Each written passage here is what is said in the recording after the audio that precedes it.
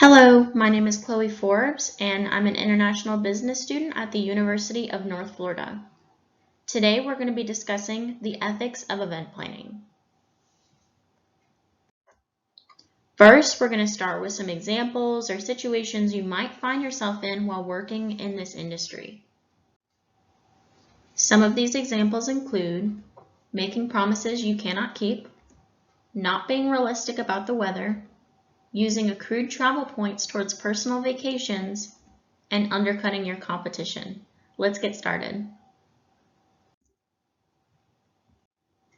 Making promises you cannot keep. At first, this seems like something you're definitely going to be able to avoid. However, in certain situations, it's going to be hard to recognize this mistake.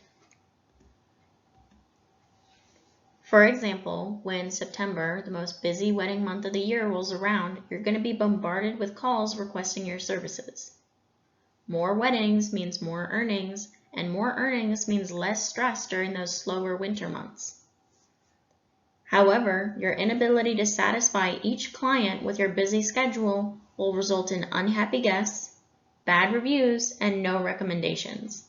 Stay away from unrealistic expectations. Keep your planner realistic and with optimal flexibility. Not being realistic about the weather. If your bride should ask you, "Can I have an outdoor winter wedding with a polar plunge event before the ceremony?" you might agree with her just to make her happy. However, the freezing cold conditions and unsafe party games become a liability to your company.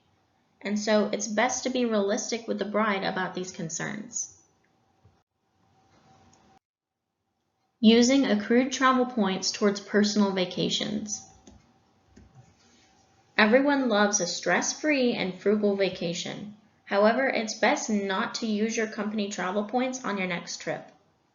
Not only could this get you fired, but without specific permissions, this could be considered stealing. Check with your company before making these kinds of decisions on your own. Undercutting your competition. Let's say you have a potential client in your office talking about planning a rustic barn wedding next year with your agency.